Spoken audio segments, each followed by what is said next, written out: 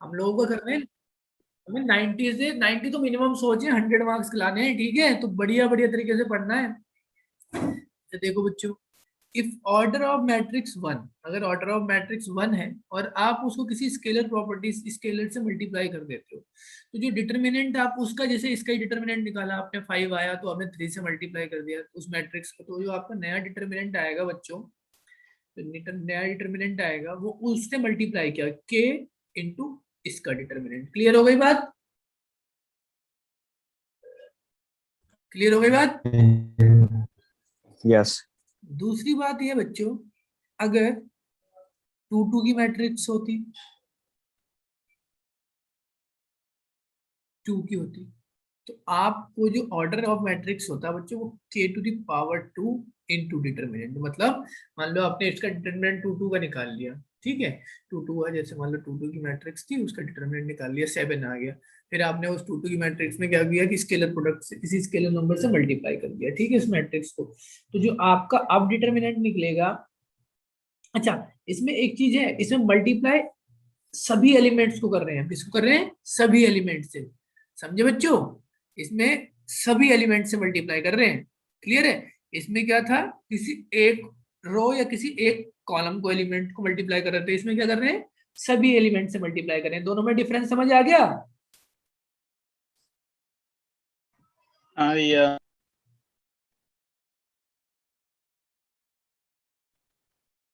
each elements of a row or column multiplied by some say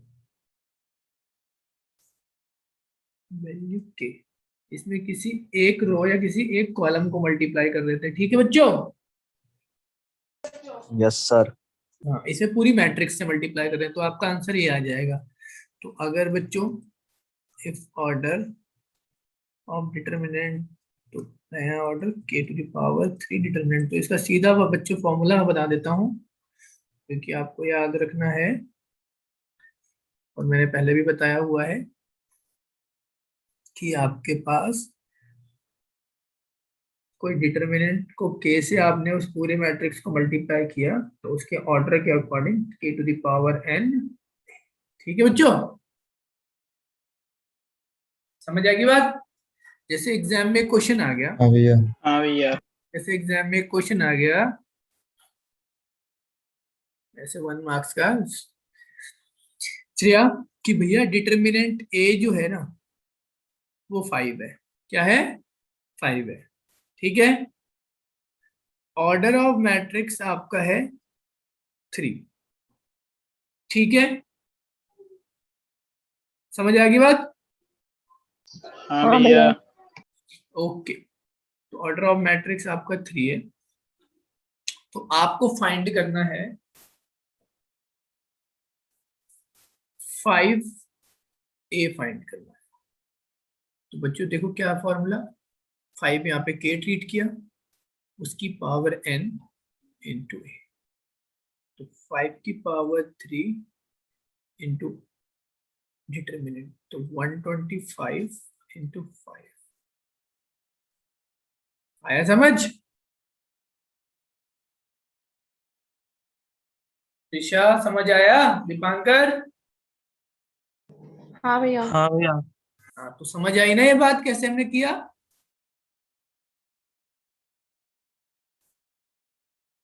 चलो आगे देखते हैं, अगली प्रॉपर्टी है। अच्छा, इसमें एक और बात बता देता हूँ बच्चों, कि जैसे हमने बताया स्क्यू मैट्रिक्स के ऊपर कि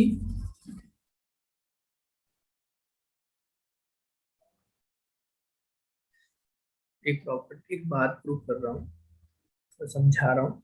the determinant of a skew matrix, determinant of skew matrix, skew symmetric matrix, skew matrix नहीं, स्क्यू मैट्रिक्स, स्क्यू मैट्रिक्स नहीं, स्क्यू मैट्रिक्स का तो हमने बता ही दिया, skew symmetric matrix. Matrix of odd order, odd order होना चाहिए उसका, is zero, is zero, odd order होना चाहिए, 3 3 का, 1 1 का, ठीक है, 5 5 का। समझ रहे हो बच्चों?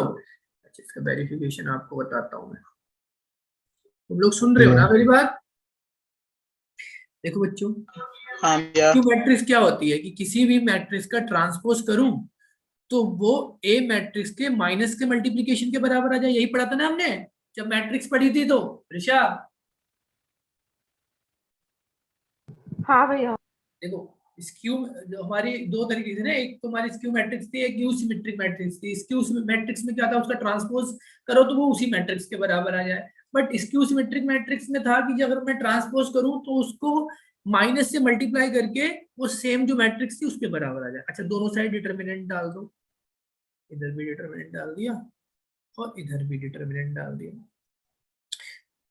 डिटर्मिनेंट यहाँ से minus n to the power n common ले लो, 1 की पावर एन कॉमन ले लो।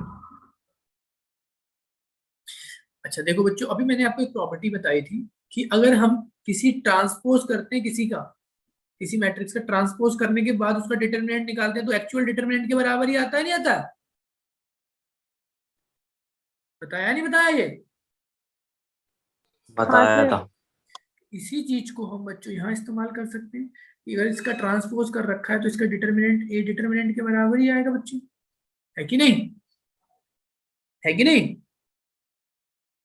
और n equal to odd order, तो अगर ऑड ऑर्डर है तो इसकी वैल्यू नेगेटिव है ना। अगर जैसे ऑर्डर 3 है तो -1 ही रहेगा, 5 है तो -1 ही रहेगा, 1 है तो माइनस ही रहेगा, है कि नहीं? तो डिटर्मिनेंट कितना आ भैया गया बच्चों? 0 आ गया, नहीं आ गया? प्रूव हो गया, नहीं हो गया?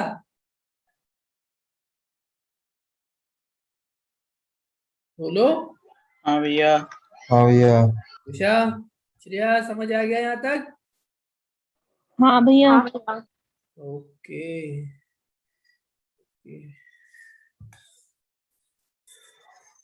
2 मिनट वेट करो, मैं पॉज कर रहा हूँ फिर करा रहा हूँ, थक जाए तो रह गई। और जैसे देखो बच्चों,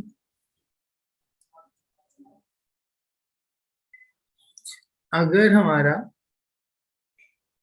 if each elements of a row or a column consists sum of 2 and more terms, कोई रो और कोई कॉलम में एक से ज्यादा टर्म्स होती हैं, सम होता है, एक से ज्यादा टर्म्स का सम होता है, तो उसके डिटर्मिनेंट्स को हम 2 और मोर डिटर्मिनेंट्स में कन्वर्ट कर सकते हैं। मतलब मैं कहना क्या चाह रहा हूँ, मान लो जैसे ये है, यहाँ पर हमारा a1 है प्लस साथ में कोई एक और टर्म लगी हुई है। समझ रहे हो बच्चों? जैसे x+5 है, x+3 हाँ है, भैया x+2 है ना? जल्दी समझ आ रहा है? बाकी कुछ चेंज नहीं है। तो बच्चों, इस चीज को हम ऐसे एक्सप्रेस कर सकते हैं, इसको 2 डिटर्मिनेंट्स में एक्सप्रेस कर सकते हैं, 2 डिटर्मिनेंट्स में। श्रेया, ऋषा,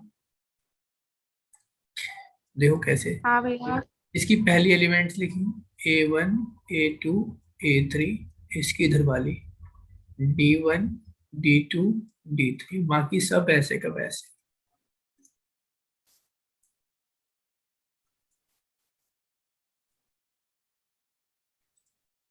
किसी को कोई दिक्कत है समझने में? इसका अलग सॉल्व कर लो, इसे अलग सॉल्व कर नहीं। लो, दोनों को ऐड कर लो। क्लियरली समझ आ गया होगा? समझ आ गया बच्चों? हाँ सर। हाँ भैया। डेरिवेशन देख सकते हो, डिटर्मिनेंट निकालते हैं। पहला,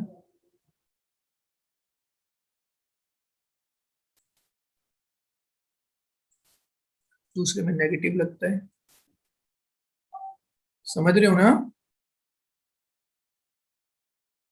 हाँ भैया। हाँ भैया। एक काम करते हैं, डेरिवेशन समझाने के लिए मैं जिसमें 2 टर्म्स हैं उसके थ्रू एक्सपेंड करता हूँ, ज्यादा बेटर। एक्सपेंडिंग C1 अगर R1 में होता तो R1 को एक्सपेंड कर लेते हैं।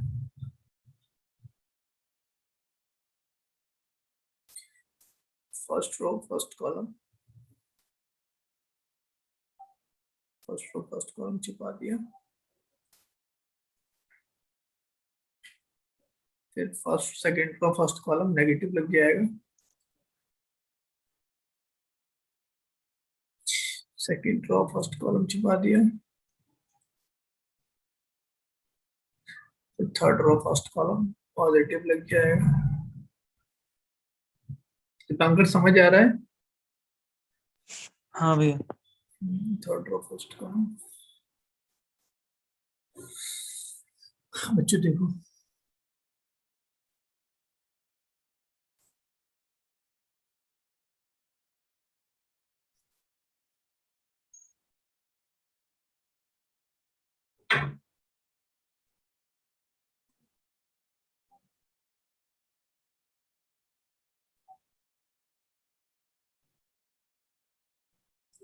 देखो जरा एक बार क्या करेंगे। अभी यहाँ पे एक बार A1 से मल्टीप्लाई किया,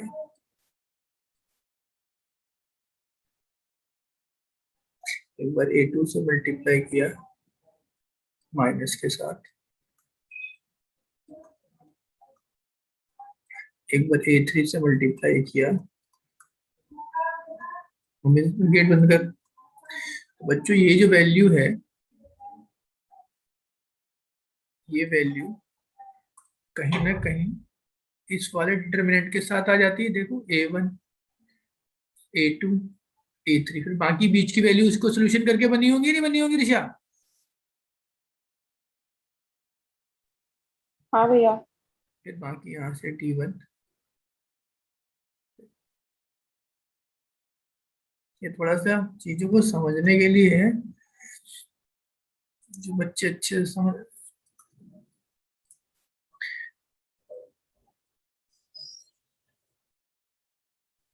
देखो इस वाले को इस वाले को मैच करो, इससे मैच कर सकते हैं। देखो D1 D2 D3 और AC को सॉल्व करके बने होंगे ना, है ना? तो समझ आ गया ना कि दो दो में इंटरचेंज कर सकते हैं। क्लियर हो गई बात? हाँ भैया। वेरीफाई हो गई प्रॉपर्टी बच्चों? हाँ भैया।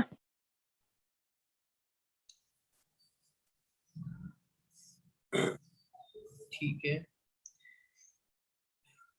तो बच्चों इसी तरीके से अगर कोई स्केलर नंबर, अच्छा इसी तरीके से हम क्या कर सकते हैं,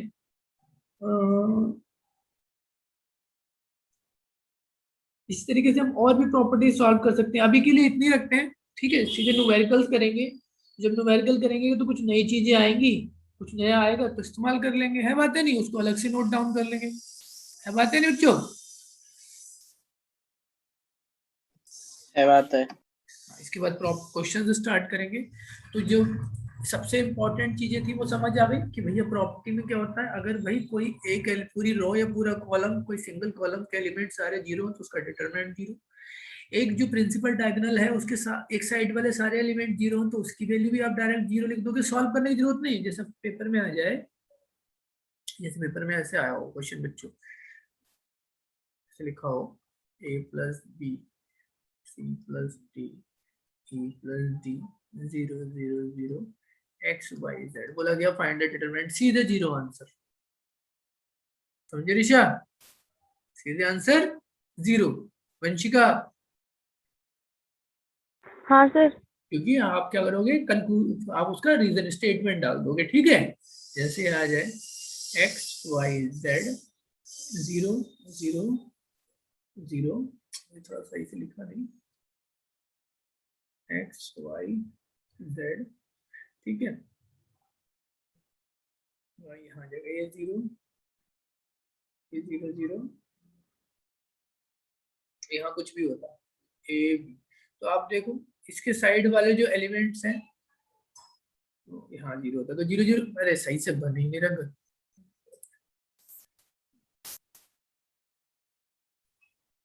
इसको मैं अच्छे से भी तो लिख सकता था, जैसे ऐसे लिख दिया 2 0 3 4 0 सॉरी यहाँ पे 4 4 5 लिख दो 0 0 6। तो इस जो इस एलिमेंट्स के ये डायगोनल्स के इधर वाले एलिमेंट क्या है, 0 है ना, तो डिटरमिनेंट डायरेक्ट क्या लिख दोगे, 0 लिख दोगे। ठीक है बच्चों,